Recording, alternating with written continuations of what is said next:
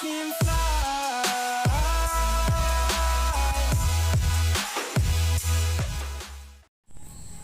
Assalamualaikum warahmatullahi wabarakatuh. Pada kesempatan kali ini saya akan mempresentasikan materi tentang perekonomian Indonesia 5 tahun terakhir, berbagai perkembangan dan permasalahan ekonomi yang dihadapi Indonesia 5 tahun terakhir.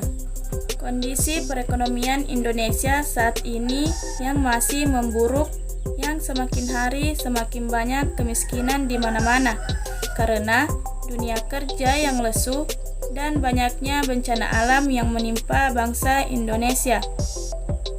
Itu membuat kehidupan semakin terpuruk dan banyak orang yang kehilangan pekerjaan dan banyak angkatan kerja yang tidak mendapat kesempatan dalam dunia kerja. Maka pilihan yang tepat adalah berwiraswasta. Oleh karena dalam berwiraswasta dibutuhkan pinjaman modal, maka BPR secara tidak langsung dapat memberikan pinjaman modal kepada nasabah. Karena dengan menciptakan lapangan kerja sendiri akan tercapai kehidupan yang lebih baik. Masalah kemiskinan dan kesenjangan ekonomi adalah dua masalah yang harus segera diatasi guna terwujudnya tujuan pembangunan nasional seperti yang tercantum dalam pembukaan Undang-Undang 1945 yang menegaskan bahwa salah satu tujuan negara Indonesia adalah untuk memajukan kesejahteraan umum.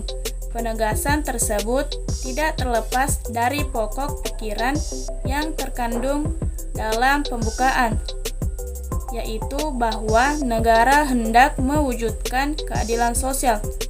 Maka pelaksanaan pembangunan perlu lebih ditingkatkan dan diperluas, terutama pembangunan untuk lebih mendorong tercapainya kemakmuran bagi seluruh rakyat Indonesia. Perkembangan ekonomi Indonesia. Badan Pusat Statistik atau BPS melaporkan pertumbuhan ekonomi Indonesia kuartal 2 2021 mengalami peningkatan hingga 7,07% secara tahunan lebih lanjut. Ekonomi Indonesia triwulan 2 2021 mengalami pertumbuhan sebesar 3,31% kuartal out kuartal dari triwulan sebelumnya.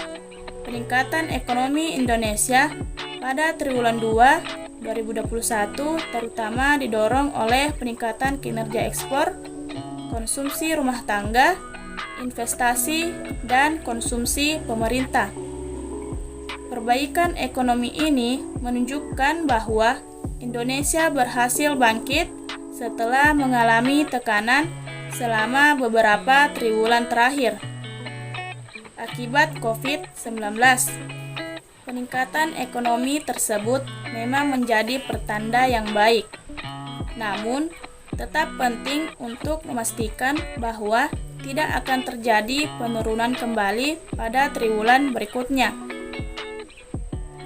Salah satu hal yang cukup berperan dalam pertumbuhan ekonomi Indonesia adalah investasi. Kinerja investasi sebagai salah satu mesin pertumbuhan mulai mengalami peningkatan, yaitu sebesar 7,54% tahun ke tahun. Pentingnya perhatian pemerintah di masa yang akan datang, khususnya di bidang pembangunan infrastruktur. Saat ini, belanja negara di sektor infrastruktur sekitar 2% dibandingkan dengan Indonesia di tahun 1995 yang membelanjakan 9,5% di sektor infrastruktur.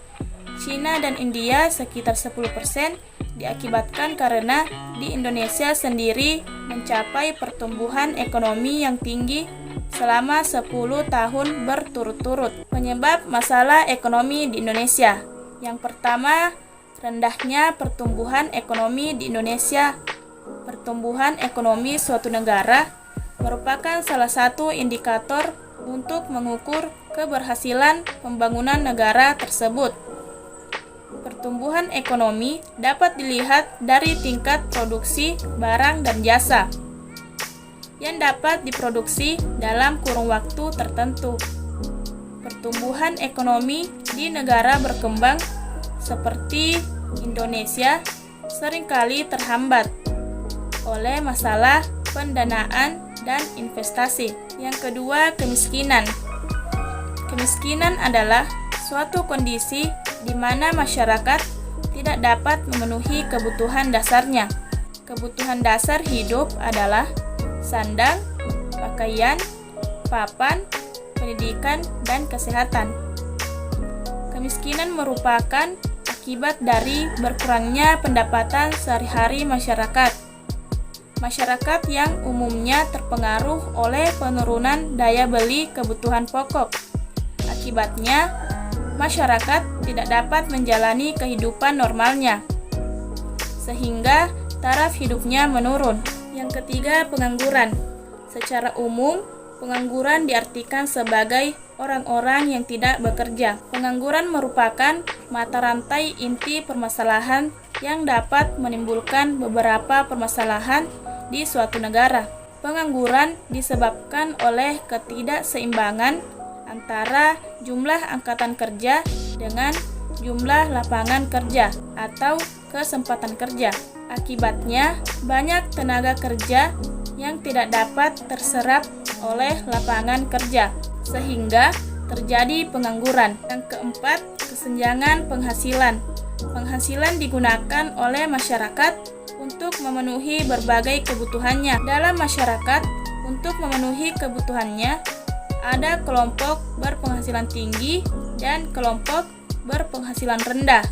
Dalam masyarakat, masyarakat yang berpenghasilan tinggi dapat memenuhi kebutuhan dasarnya, mulai dari kebutuhan primer, sekunder, dan tersier. Pada saat yang sama, masyarakat berpenghasilan rendah tidak dapat memenuhi kebutuhan dasarnya, meskipun mereka memiliki kebutuhan yang paling mendasar. Yang kelima, inflasi. Hal ini akan menyebabkan penurunan daya beli masyarakat terhadap barang dan jasa. Inflasi berdampak pada lesunya aktivitas ekonomi, kurangnya kepercayaan masyarakat terhadap kinerja pemerintah, pelemahan rupiah, dan ketidakstabilan perekonomian negara. Yang keenam, utang luar negeri.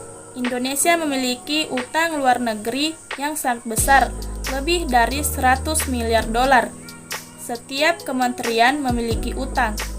Indonesia merupakan negara dengan utang luar negeri terbesar ketiga di dunia setelah Brasil dan Meksiko. Hutang yang terus menumpuk menyebabkan berbagai masalah ekonomi, misalnya nilai rupiah yang terus turun. Yang ketujuh, defisit anggaran APBN Indonesia selalu defisit. Defisit adalah ketika anggaran belanja lebih besar dari anggaran pendapatan. Inilah salah satu alasan utang negara kita terus bertambah. Yang kedelapan, ketidakmampuan industrial. Sebagian besar industri di Indonesia hanya merakit barang. Kalaupun ada industri besar, pasti dimiliki asing. Industri ini masih sangat bergantung pada ekonomi asing, sumber bahan baku, dan teknologi. Yang kesembilan, ketidakmampuan mengelola sumber daya manusia. Meskipun penduduk Indonesia terbanyak keempat di dunia, tapi kualitasnya masih sangat buruk. Sehingga Indonesia selalu kekurangan para ahli serta harus mendatangkannya dari luar negeri. Yang kesepuluh, penguasaan iptek yang kurang penguasaan ilmu, pengetahuan dan teknologi di Indonesia masih sangat kurang. Hal ini dikarenakan jumlah tenaga profesional di Indonesia masih sangat sedikit. Sebaliknya, mereka lebih memilih bekerja di luar negeri karena pendapatannya jauh lebih tinggi. Minimnya penguasaan ilmu pengetahuan dan teknologi membuat Indonesia tidak mampu mengelola sendiri sumber daya alamnya. Itulah tadi presentasi yang sempat saya jelaskan. Lebih dan kurangnya mohon dimaafkan. Sekian, wassalamualaikum warahmatullahi wabarakatuh.